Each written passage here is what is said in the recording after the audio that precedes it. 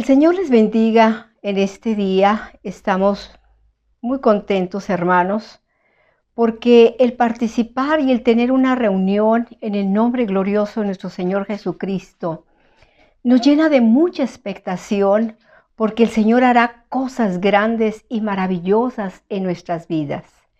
Y este día estamos aquí porque realmente nuestra alma necesita de Él, necesita de su presencia y de su consejo para nuestras vidas. Sean ustedes bienvenidos a este programa de la Iglesia El Camino de la Fe, donde el titular de nuestra congregación es el pastor Natividad Ramos Ramos. Nos sentimos favorecidos de parte de Dios por un programa más, por una oportunidad más y por una bendición que vamos a recibir este día.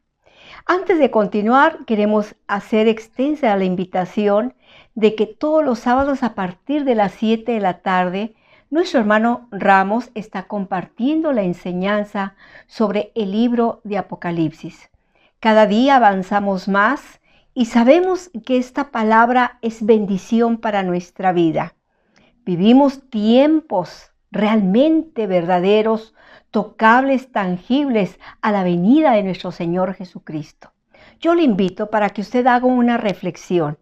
Y si usted no ha hecho una decisión, hoy hágala. Dígale al Señor Jesús que cambie su vida y que Él sea su Salvador personal. Así que los sábados a partir de las 7 estamos con esta enseñanza del libro de Apocalipsis. Vamos a iniciar este culto con una lectura que se encuentra en el libro de Proverbios, capítulo 18 del verso 1 al 10. Y vamos a ver los consejos que Dios nos da en su palabra.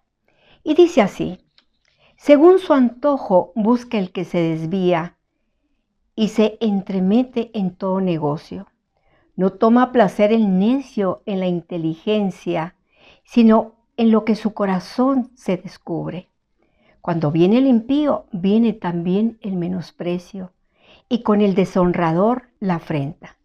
Aguas profundas son las palabras de la boca del hombre, y arroyos revertientes la fuente de la sabiduría. Tener respeto a las personas del impío para hacer caer al justo de su derecho no es bueno. Los labios del necio vienen con pleitos, y su boca a cuestiones llama.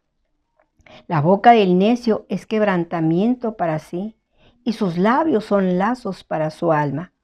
Las palabras del chismoso parecen blandas y descienden hasta lo íntimo del vientre. También el que es negligente en su obra es hermano del hombre disipador. Torre fuerte es el nombre de Jehová, a él el justo irá y será levantado. Gloria a él por su palabra. Verdaderamente que podemos correr el día de hoy a nuestro Señor. Dice su palabra, a él correrá el justo y será levantado.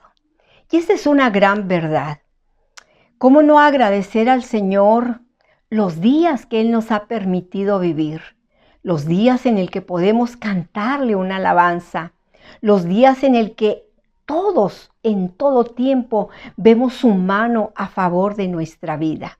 Este día quiero invitarle para que usted saque del alma toda la gratitud que tiene a favor de nuestro Señor. Y dentro de estos cantos hay una alabanza muy hermosa. Y verdaderamente no hay cosa más espléndida que cantarle al Señor con todo nuestro entendimiento. Que Él tome nuestro ser y que el Espíritu de Dios nos guíe a esa alabanza que llegue hasta el trono de su gracia. El día de hoy, como nunca, podemos decirle: Señor, quiero estar más cerca de ti, Señor.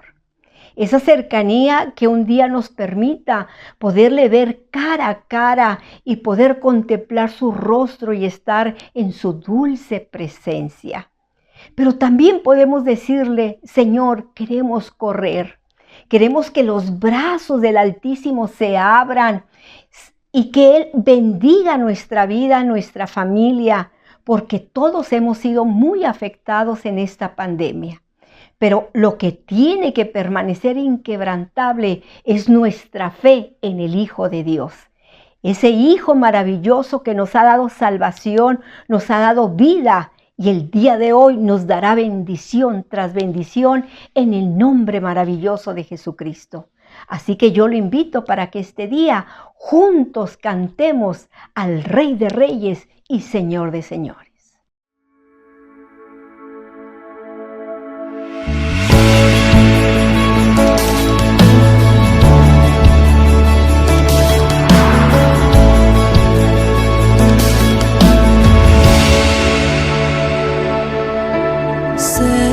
Cerca de ti, Señor, quiero morar.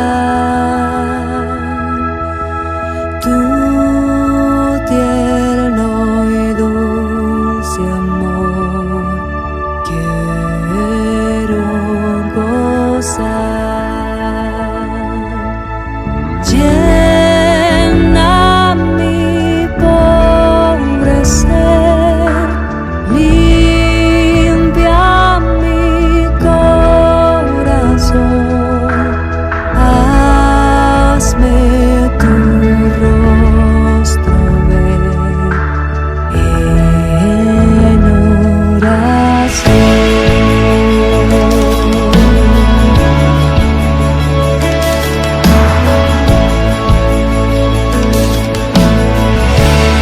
Si tú hablas con Dios, las cosas cambiarán.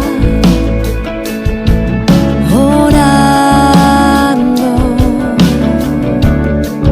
cualquier necesidad, Dios la resolverá. Orando, descansar en el Señor, las penas mitigar.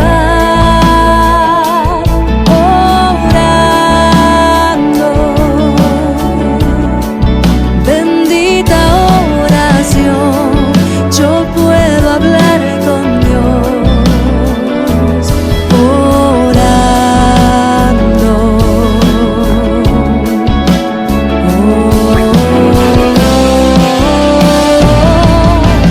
yo me rindo a Él, yo me rindo a Él, todo a Cristo yo me entrego, quiero serle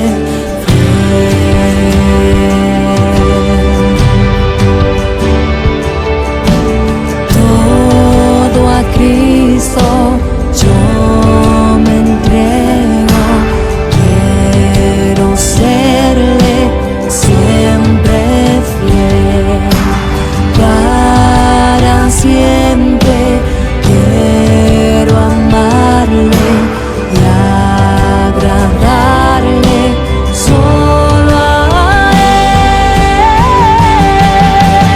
Yo me rindo a Él,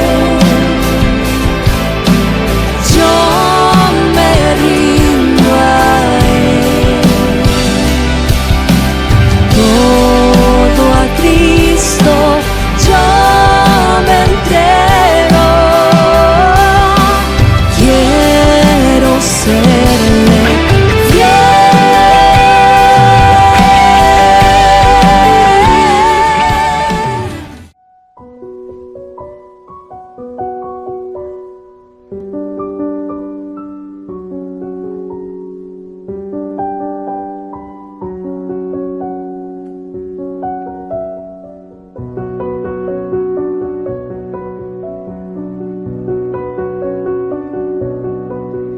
Cuando el pueblo de Dios ora, suceden cosas maravillosas. Cuando el pueblo de Dios ora, suceden cosas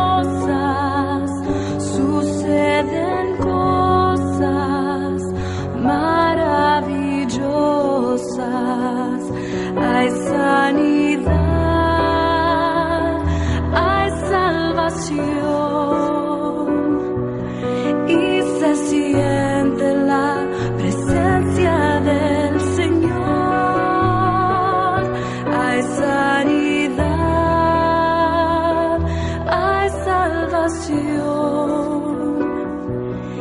y se siente la presencia del Señor.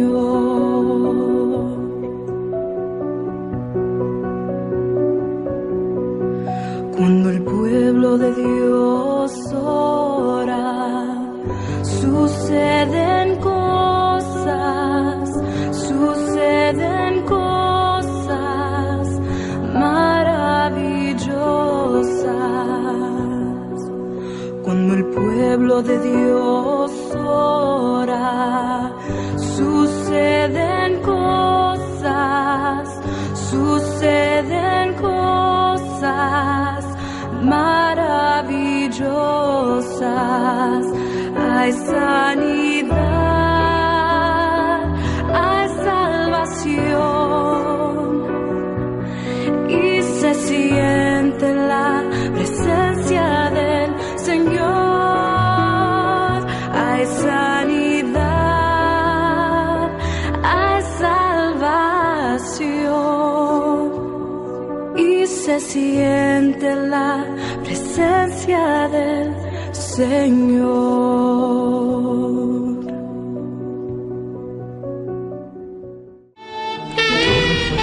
Es el nombre del Señor. Todo fuerte es el nombre del Señor.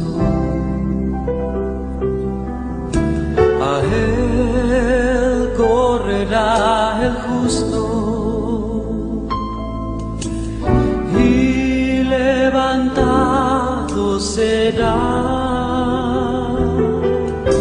A Él correrá el justo y levantado será. Todo fuerte es el nombre del Señor. Todo fuerte es el nombre del Señor. A Él correrá el justo y levantado será. A Él correrá el justo y levantado será. Fuerte es el nombre del Señor. Todo fuerte es el nombre del Señor. A Él correrá el justo y levantado será.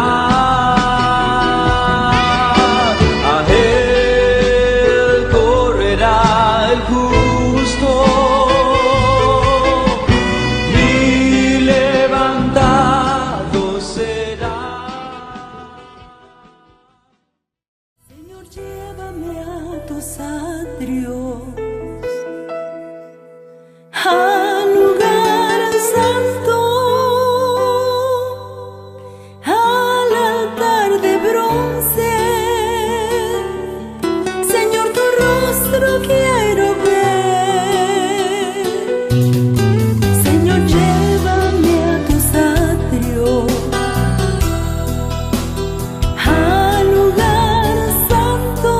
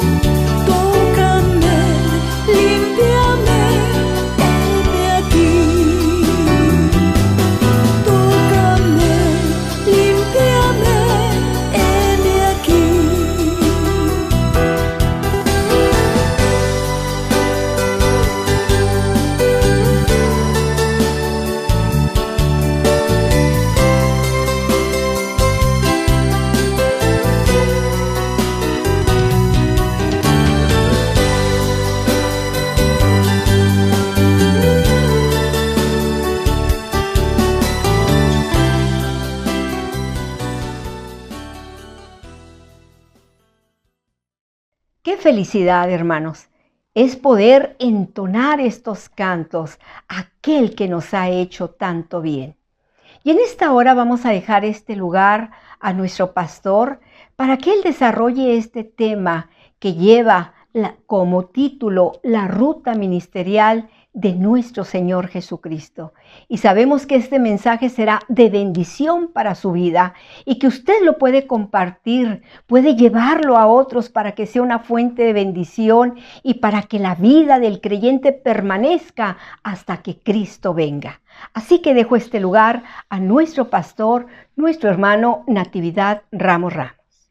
Mis hermanos, un gozo estar con ustedes una vez más, porque es un privilegio disfrutar las obras que el Señor Jesús hizo entre nosotros y también las cosas que el Señor Jesús le dijo a la gente y que son cosas que son dichas también para nosotros. Vamos entonces a lograr este tiempo maravilloso que el Señor nos ha concedido. Y estamos leyendo precisamente el pasaje de Marcos capítulo 9, versículo 14 al 27. Ahí es donde vamos a tener el mensaje. Y el título, por cierto, va a ser Tus discípulos no pudieron. Padre eterno, bendícenos esta hora con la palabra preciosa. Ayúdanos para poder hablar de esto con gozo, con alegría, y que haya una emoción en nuestro corazón por Cristo Jesús. Amén. Gracias a Dios de veras por esto. Es una historia encantadora de parte del Señor Jesús.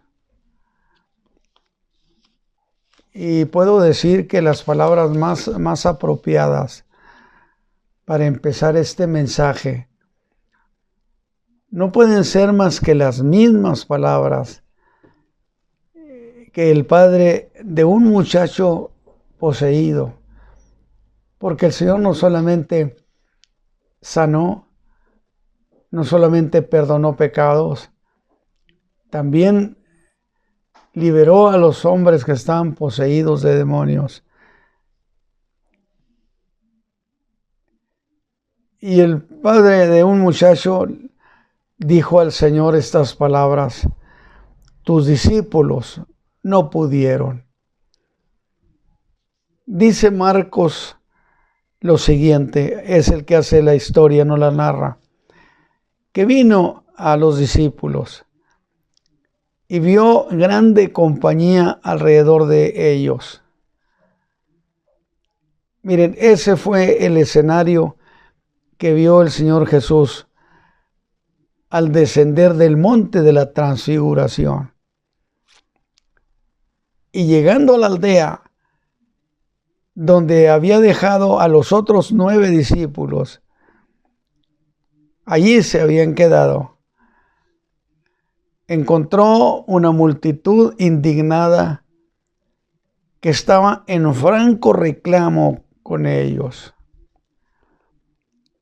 Porque a veces el pueblo tiene que responder a lo que la gente, a la expectación y necesidad que tiene. Y no seamos un fraude. Pero otros entraron en disputa con los discípulos porque no pudieron echar ese demonio. Estos eran escribas que, mire usted, al parecer estos habían venido detrás de Jesús desde una región llamada Dalmanut, donde le habían lanzado al Señor un reto para discutir su mesianismo. Discusión que el Señor Jesús rechazó con enfado, diciéndoles a sus discípulos: a esta generación no les será dada señal. Calificando a la generación de ese tiempo como una generación mala y adulterina. Pero por haber evadido esa disputa, llegaron a pensar que al Señor lo tenían acorralado. Y vinieron hasta esta aldea. Y al no encontrar al Señor Jesús, buscaron tener una controversia con sus discípulos, que por no haber podido echar el demonio de un muchacho poseído, estaban en desventaja los discípulos. Y a todo eso se sumó la falta de entendimiento de esos discípulos para razonar con inteligencia la fe, que les había dicho que se cuidaran de la levadura de los fariseos, que se cuidaran de sus formas de pensamiento, porque eran dañinas para el alma. Sin embargo, los discípulos entendieron que les hablaba, fíjese usted, de que no compraran el pan que hacían los escribas, sacando del Señor esta queja: aún vosotros sois sin inteligencia. Pero otros eran gentes de aquel lugar que con grande molestia le reprochaban haber dicho que tenía poder para echar los demonios. Y nosotros decimos que el Señor Jesús echa los demonios y que autorizó a los suyos para echarlos también. Por eso estoy diciendo, el Señor no solamente salvaba, perdonaba los pecados, sanaba a los enfermos y echaba fuera los demonios. Y por supuesto que la gente pensó que los discípulos harían lo mismo, echar esos demonios, pero no pudieron. Y no pudieron por más intentos que hicieron. Aquel demonio no los obedeció. Así que se vieron rebasados los discípulos del Señor Jesús. Yo he dicho que debieron preguntarles: ¿pueden echar este demonio? Y ellos debieron decir: por supuesto que sí. Pero se vieron rebasados. Sin embargo, otras gentes con mejores razones, como eran los familiares de un joven poseído, a quien no habían podido echarle fuera el demonio, representados estos por el padre de aquel joven poseído, a quien los discípulos, mis hermanos, no pudieron liberarlo de su posesión. Qué pena para la gente cuando la iglesia no responde a sus necesidades y es un fraude. Aunque quiero hacer de ellos cierta defensa de los discípulos, de esos 9 que no pudieron, y decir: ¿pero acaso estaban obligados a poder hacer eso? Yo digo que no. Pero tampoco sabemos qué hablaron con el padre de ese joven poseído. Y cuántas esperanzas les debieron de haber dado. No se preocupen, ese demonio nosotros lo vamos a echar. Ya lo hemos hecho muchas veces. Y la familia de aquel muchacho se alegró pensando que ahora los discípulos eran la solución. Pero por la queja que luego le hicieron al Señor Jesús, en el versículo 28, eso de tus discípulos no pudieron echarle fuera, implicaría, por supuesto, que de parte de los discípulos hubo cierto consentimiento a la petición de la familia. Le dieron esperanzas. Qué triste cuando nosotros ilusionamos a la gente y le damos esperanzas de que las cosas van a componerse o suceder y no sucede nada. Así que sin duda hubo consentimiento a esa petición. Y en parte, mis hermanos, yo creo muy razonable que se sintieran muy seguros de poder hacerlo, porque ya lo habían hecho. El problema es que no todos los demonios son iguales, porque ellos acaso no habían ya experimentado y habían reportado al Señor en una de las ocasiones que los mandó a predicar del reino. Le dijeron: aún los demonios se nos sujetaban en tu nombre. Y ese fue un reporte con mucha alegría. Que yo tengo un sermón que lo llamé: nos fue mejor de lo que esperábamos. ¿Por qué no vamos a poder echar este? Es uno de tantos. Ellos creían que ya habían agotado de saber todo lo que se podía saber y se debía saber de los demonios. Qué equivocación a veces los creyentes nos damos, pensando que tenemos dominio de todo lo que se tiene que saber. Y creo que cuando el padre de ese muchacho poseído les pide que lo liberen, ellos debieron adelantar sus esperanzas y le dijeron que lo harían. Y la verdad, insisto, es que ellos muchas veces sí habían echado a los demonios de los poseídos. Era cierto. Y sin duda esa aceptación le dio al padre de ese muchacho la más alta seguridad de que lo iban a hacer, de que los problemas de ese hombre se iban a resolver. Pero tristemente, dice, no pudieron. Y así sucedieron las cosas. Así que el reclamo de aquel padre era muy justificado.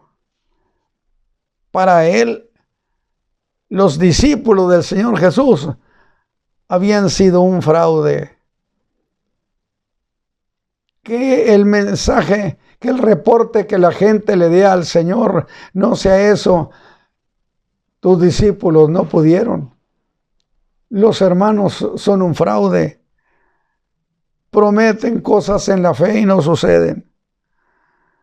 Los discípulos habían sido un fraude en este caso.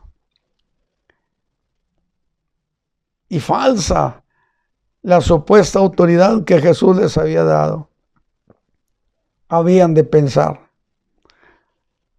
Así que al cuestionarlos a ellos de que no pudieron, la gente estaba cuestionando al Señor, que es el que los autorizó precisamente para echar demonios. Justo en ese momento, el Señor llega. Dice el versículo 15, porque Él venía del monte de la transfiguración. Toda la gente viéndole se espantó y corriendo a Él le saludaron. Verlo llegar fue una gran alegría, una sorpresa. Él sí debe poder hacerlo. Y la disputa que tenían con los discípulos se interrumpe. Y note cómo lo digo. Y la gente del pueblo de allí lo saludaron. En el saludo implica que fue recibido de muy buena gana, con muchas ilusiones, con muchas esperanzas. Es que el Señor Jesús es una esperanza gloriosa. Es que en el Señor Jesús la gente entendió que estaba su última esperanza. Y ponga cuidado, porque estoy haciendo distinción de cosas. Pero antes, mis hermanos, déjeme volver a eso, que al verlos se espantaron. Porque voy a llamar entonces a eso un golpe de asombro que no puede explicarse más que por algún rasgo de gloria que vieron en su apariencia. ¿Qué fue lo que los espantó? Para mí fue eso, un rasgo de gloria. Y como él venía del monte de la transfiguración, yo dije alguna ocasión, no sería más que un vestigio de la transfiguración. Es cuando el Señor se dirige a los escribas. Y usted me va a decir, hermano Ramos, pero Marcos no dice que se dirigió a los escribas. Tampoco lo hace Mateo.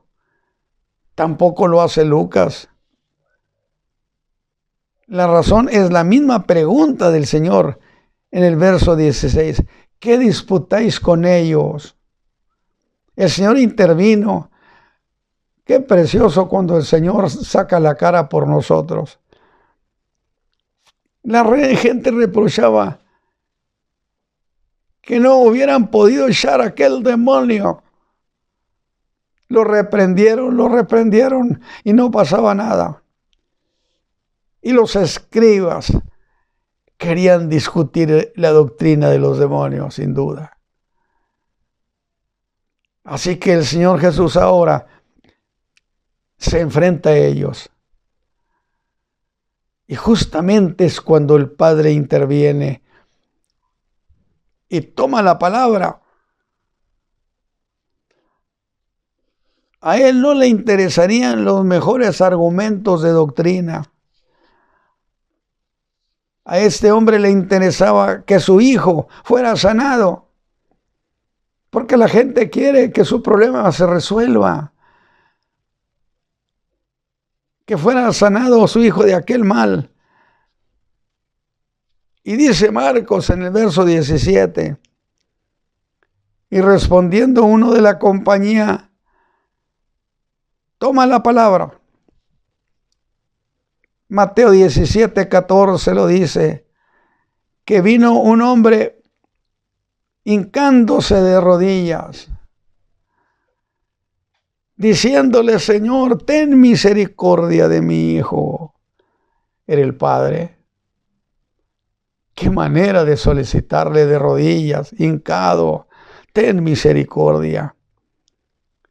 Y yo digo, frente a la necesidad de ese hombre, sinceramente, qué mal se vieron todos. Los discípulos, los escribas, la gente que quería discutir sobre doctrina. Lucas escribe que al Señor le rogó que lo veas porque es mi único hijo. Y por cierto, es el evangelio después que el Padre habla con Jesús. Los escribas desaparecen de la escena. Después de todo, que se vayan, ¿para qué los queremos? Qué interesante. Cuando ya el Señor interviene, los escribas mejor se van. Porque al cabo estaban por demás allí. Y entonces vienen las palabras lapidarias de aquel hombre. Tus discípulos no pudieron. Ve algo como esto. De estos 9 discípulos, ninguno pudo. Aquí se quedaban solamente 3 exentos. Estos 3 habían ido con el Señor al monte de la transfiguración. Estos 3 habían presenciado aquella manifestación de gloria. Fue a quienes les fue permitido ver el futuro. Según Pedro, él dice que vieron al Señor Jesús cuando viene en su gloria con sus santos ángeles para establecer el reino. Ellos venían llenos de emoción, llenos de gozo, desbordados de alegría. A estos tres les dijo: a nadie digan esta visión, lo que habían visto allá en el monte de la transfiguración. Y yo pienso, después de todo, ¿para qué decirles tan grande cosa a los otros 9? De nada. Porque ahora sabemos por qué a estos no los llevó al monte. Los dejó allí. El Señor no les muestra cosas de grandeza, porque no estaban preparados para la grandeza. El creyente crece en el Señor y el Señor le va revelando y dando bendiciones, apertura de visiones. ¿Por qué razón? Porque sus corazones están preparados para la grandeza. Y es cierto,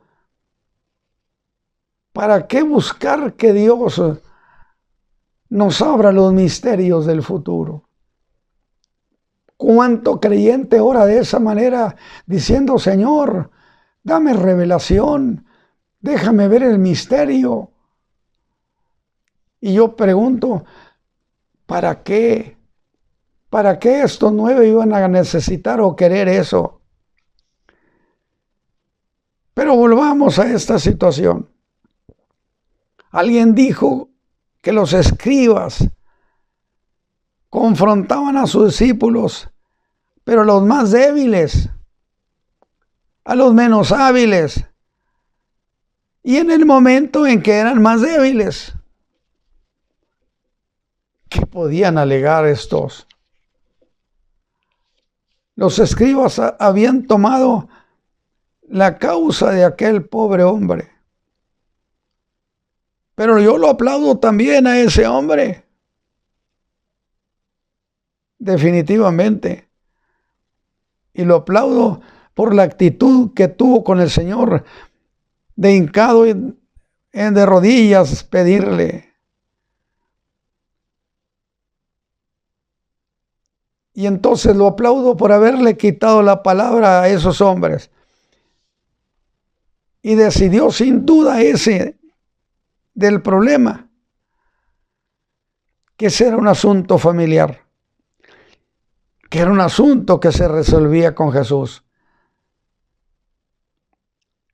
Sin duda echaban en cara a los discípulos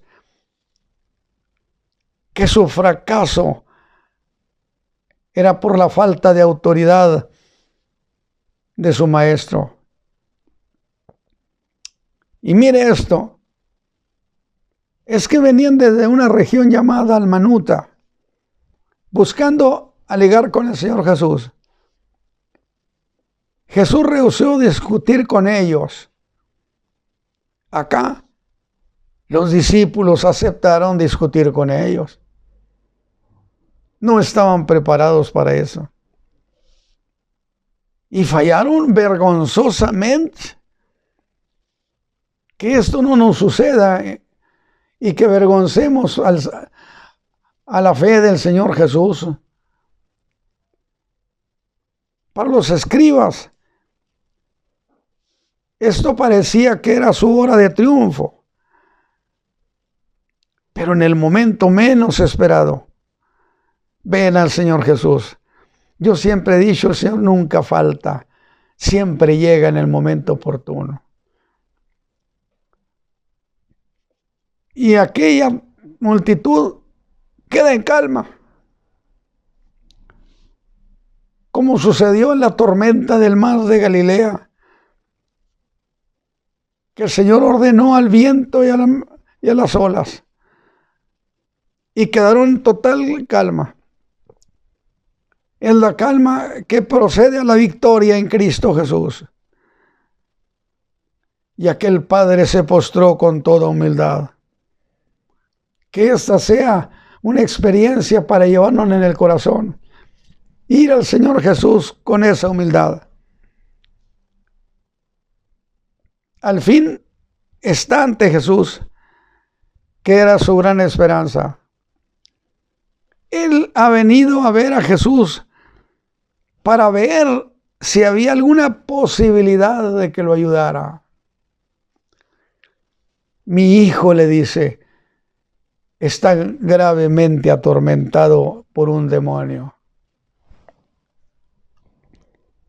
Y ese demonio, le dice, me lo quiere matar. Y es mi único hijo. Mira, Señor, lo que hace con él. Lo echa en el fuego. Lo echa en el agua. Y antes que los escribas contestaran sobre el motivo de la disputa, aquel hombre se adelanta y le dice que sus discípulos lo intentaron, pero no lograron nada, que fracasaron. Y esa es una pregunta muy dura cuando de un creyente se dice fue un fracaso. Esperábamos nosotros que Él podía ayudarnos, aconsejarnos. Sin embargo, lo que nos dijo fue un fracaso. Sin duda, por la misma razón por la que no los llevaron al monte. Por su incredulidad y porque eran infieles.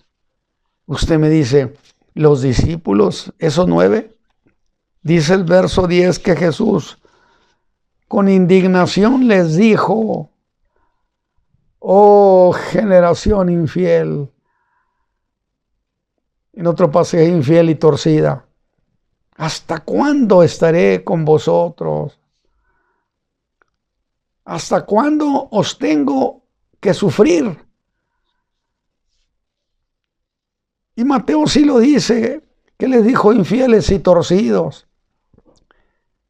En Lucas, fíjese, los llamó perversos por no haber echado ese demonio. Y yo le pregunto a usted, mi hermano, ¿cuál de todos esos adjetivos calificativos le gusta? ¿Infiel, torcido o perverso? Por no haber echado ese demonio, los llamó perversos. O bien esta última, ¿hasta cuándo los tengo que soportar? ¿Cómo debió dolerles a los discípulos estas expresiones? No se niega que eran hombres que habían sido atraídos a Cristo, que sus almas habían sido envueltas en su persona.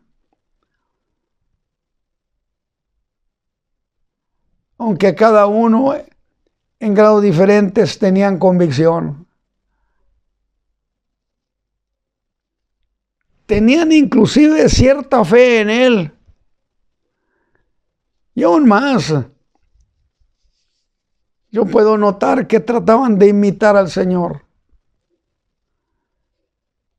Pero esa fe profunda que se arraiga en un conocimiento espiritual, no lo tenían y fracasaron. Pero ese fracaso de los suyos nos permite ver un poco el alma del Salvador. No habían correspondido a toda esa inversión que el Señor Jesús había hecho en ellos. y reclamó al Señor que no lo habían honrado, que habían expuesto su honor. Y esta vez, cada palabra, cada cosa que hizo, lo hizo a la vista de todos. Y le dice al hombre, traédmelo acá. Y ya esas palabras de por sí son una promesa de que algo va a suceder, que algo va a hacer por nosotros. Y hubo ante todos una gran confusión. Porque cuando fue puesto ante Jesús, aquel espíritu perverso y rabioso se manifestó con mucha violencia. Quizá quería impresionar al Señor Jesús. El Padre describió lo que pasaba cuando ese espíritu lo tomaba. Dice que lo despedazaba, echaba espumarajos.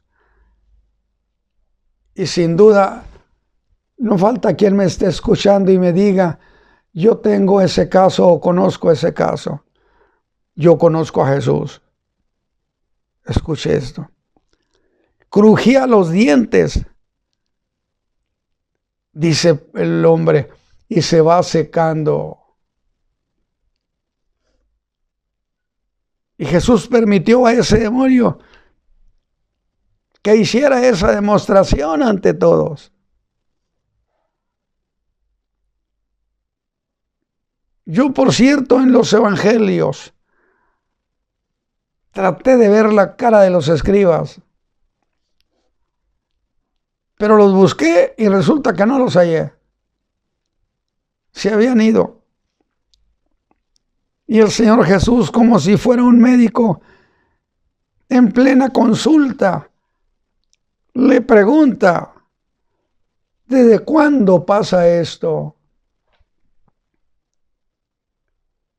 En el verso 21 contesta, desde niño. Es que los espíritus de maldad no respetan nada. Desde niño.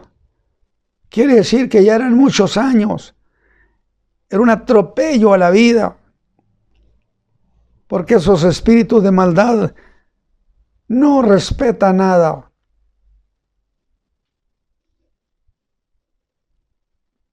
Y es cuando el padre de aquel muchacho le hace una pregunta muy sutil, muy inteligente, que está asociada con la declaración de tus discípulos no pudieron.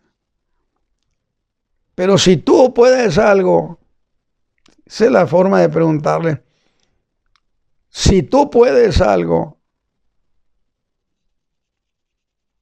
ayúdanos teniendo misericordia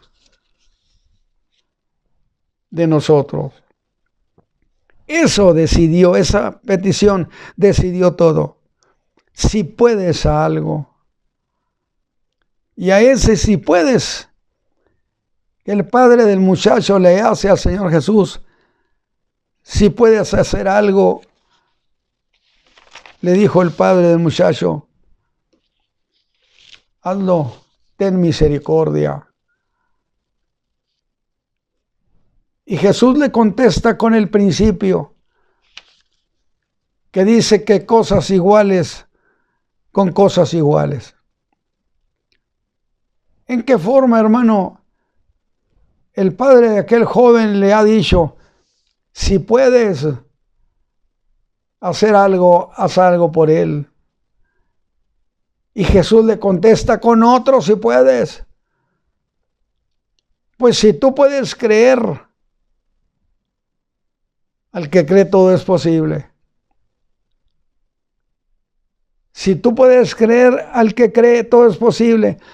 El Señor pone ante él que sí hay posibilidad y que está a su disposición. Si es que puedes creer. Fue algo así como confesar que estaba en un abismo de incredulidad, que el fracaso de sus discípulos, la poca fe que tuviera, le habían hecho pedazos. Toda la fe que había tenido se había desmoronado, porque los discípulos no pudieron y prometieron mucho.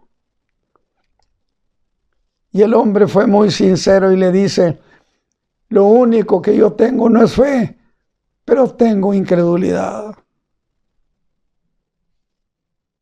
Sin embargo, aunque reconoció que tenía incredulidad, no dejó de estar aferrado a las palabras del Señor Jesús.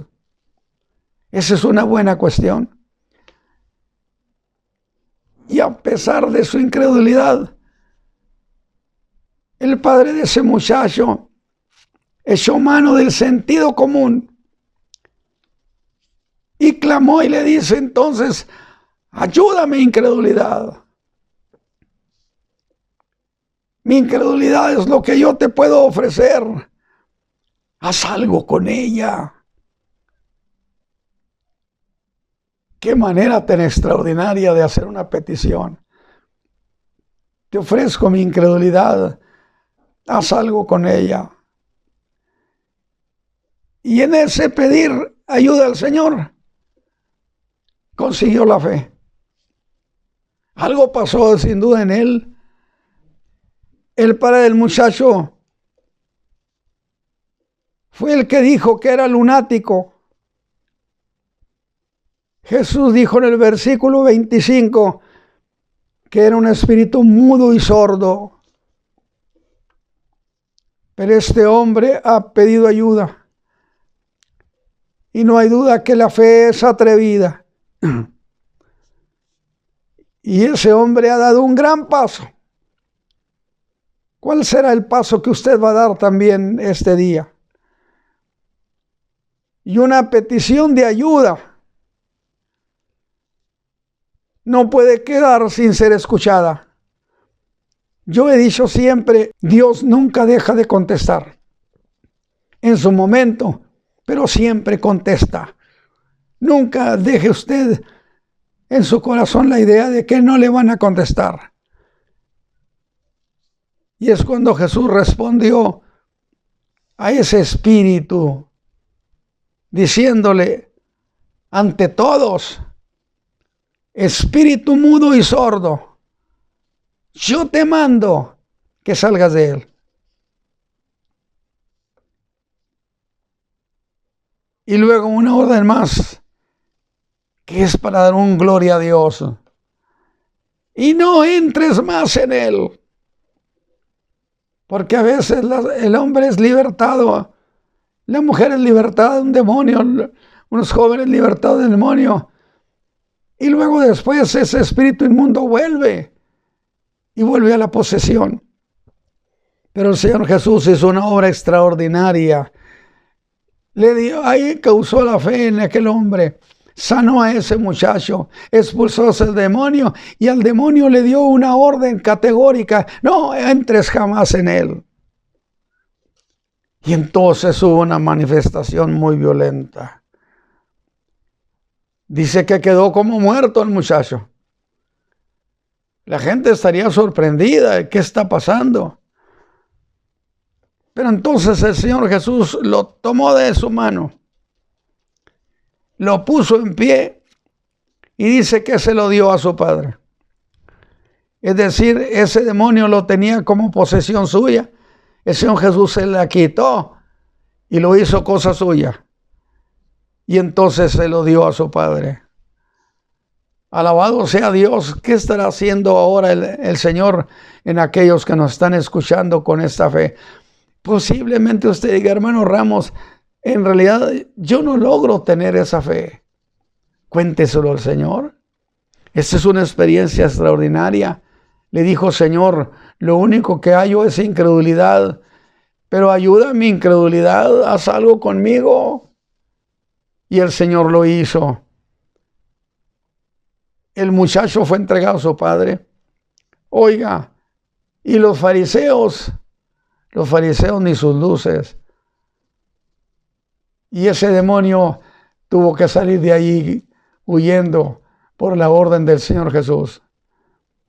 Padre eterno, yo te ruego que quienes han escuchado esta historia se alegren porque tu Hijo amado Jesucristo venció a las tinieblas, venció a los demonios y le ha dado libertad a las gentes que van con todo su corazón. Padre eterno, que esta petición se convierta en una gran historia en el corazón de muchos. Si puedes creer,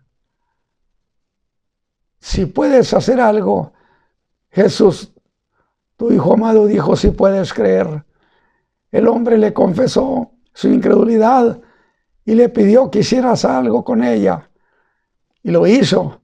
Y el muchacho quedó libre. Y debió ser una historia alegre, preciosa, como puede ser la suya este día. En el nombre de Jesucristo, Señor nuestro. El Señor los bendiga a ustedes, mis hermanos, este día. Amén.